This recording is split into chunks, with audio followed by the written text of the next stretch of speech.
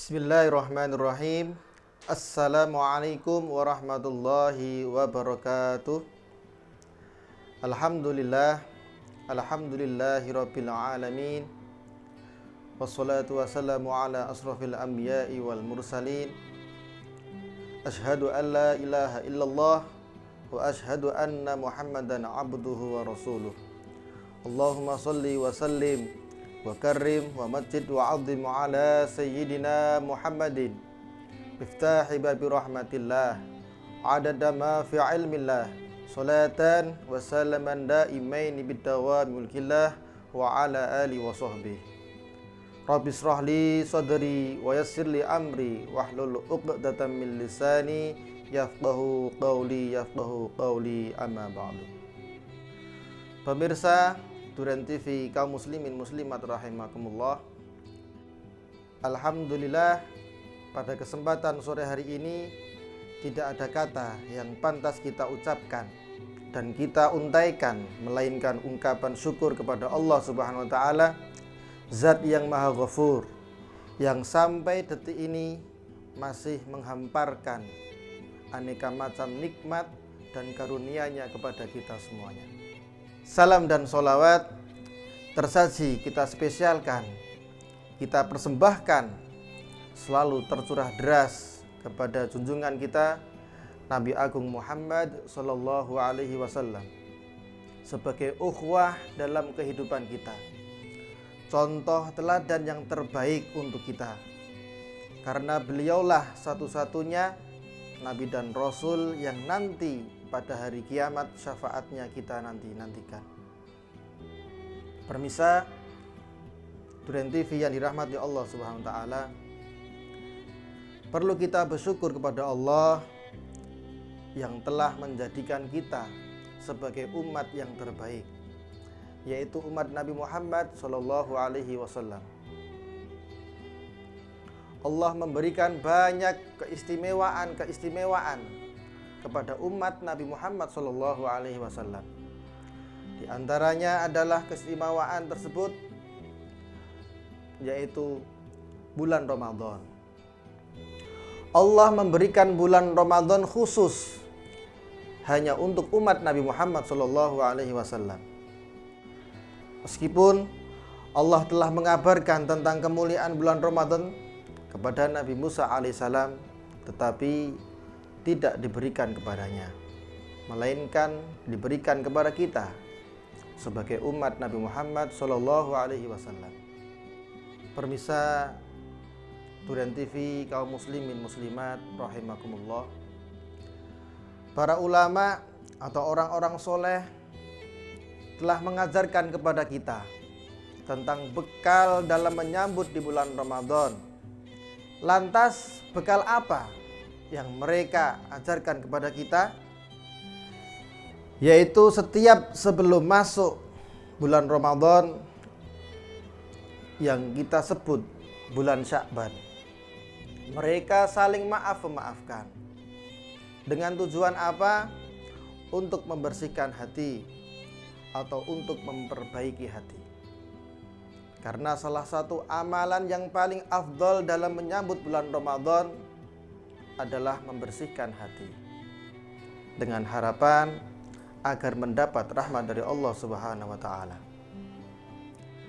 Maka jangan sampai di antara kita ketika memasuki bulan Ramadan masih menyimpan rasa dendam, masih menyimpan rasa marah, rasa benci kepada seseorang, lebih-lebih sesama muslim.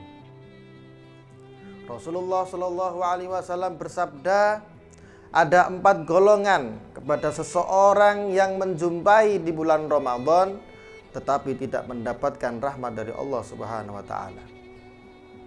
Yang pertama adalah orang yang masih minum minuman khamr atau orang yang masih suka mabuk-mabukan. Yang kedua adalah orang yang durhaka kepada kedua orang tuanya. Sampai kapanpun orang yang durhaka kepada orang tua tidak akan mendapatkan rahmat dari Allah Subhanahu wa taala, melainkan mendapatkan azabnya dari Allah Subhanahu wa taala. Yang ketiga adalah orang yang tidak menjaga silaturahmi. Kemudian yang keempat, orang yang masih mempunyai perselisihan kepada sesama muslim. Ada sebuah kisah pada zaman Nabi Muhammad SAW. Seseorang tersebut dengan pakaian biasa kemudian masuk dalam masjid melakukan sholat sunnah, dan di situ sedang ada Rasulullah SAW bersama para sahabat-sahabatnya dalam satu majelis. Ketika Rasulullah SAW melihat si fulan, beliau mengatakan bahwa si fulan adalah ahli surga. Besok harinya hal yang sama. Rasulullah SAW sedang duduk bersama para sahabatnya. Si fulan tadi masuk masjid, melakukan sholat sunnah, kemudian ikut duduk satu majelis dengan Rasulullah SAW. Kemudian ada sahabat yang bernama Abdullah bin Amr bin As. Penasaran dengan si fulan, amalan apa yang menjadikan si fulan tersebut, kata Rasulullah, adalah seorang ahli surga. Dengan penasaran ini, sahabat memberanikan diri untuk berkata atau menanyakan kepada si fulan, "Wahai si fulan, apakah engkau memperkenankan aku untuk menginap di rumahmu?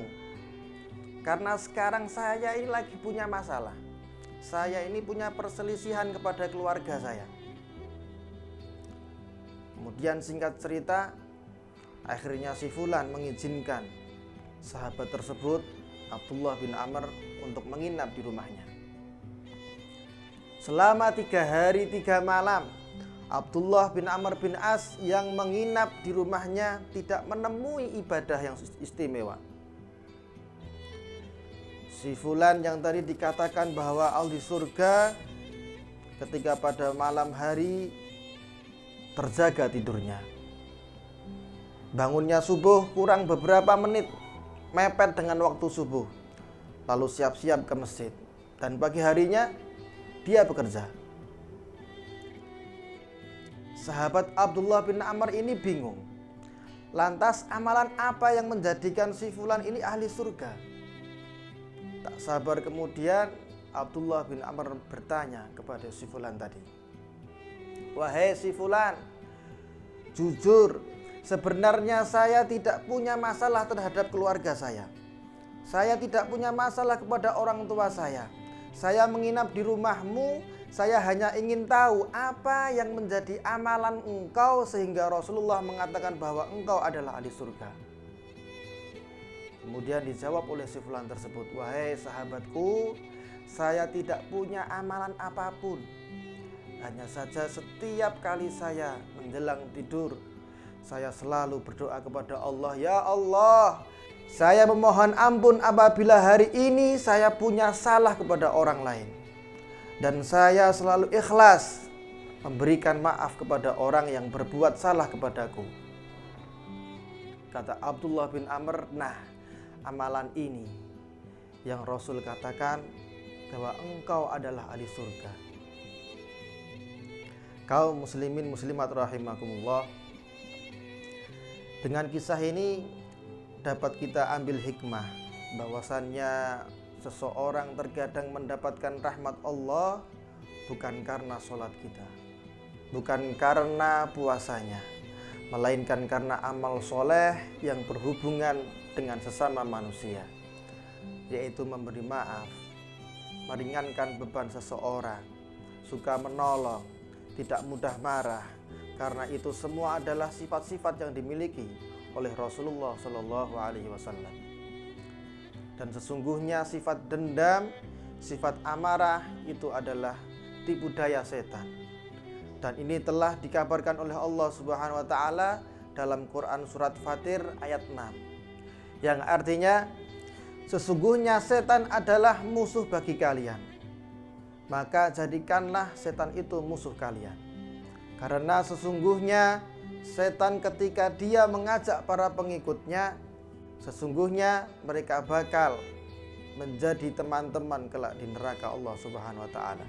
Untuk itu, mari di bulan Ramadan ini kita sama-sama belajar untuk lebih mendekatkan diri kita kepada Allah Subhanahu wa taala. Dengan jalan usaha memperbaiki sholat kita, menyempurnakan amal soleh kita, sehingga dengan sholat kita, dengan amal soleh kita, Allah menuntun jalan hidup kita menjadi manusia yang baik, dan selalu dikumpulkan dengan orang-orang yang baik, dengan orang-orang yang selalu mengikuti jalannya orang-orang yang soleh yang diajarkan Rasulullah Muhammad SAW, sehingga betul-betul hidup kita mendapatkan rahmat dan ridha dari Allah Subhanahu wa taala. Mungkin ini yang dapat saya sampaikan. Mudah-mudahan manfaat bagi pribadi saya, umumnya untuk kita semuanya. Kurang lebihnya mohon maaf. Wassalamualaikum warahmatullahi wabarakatuh.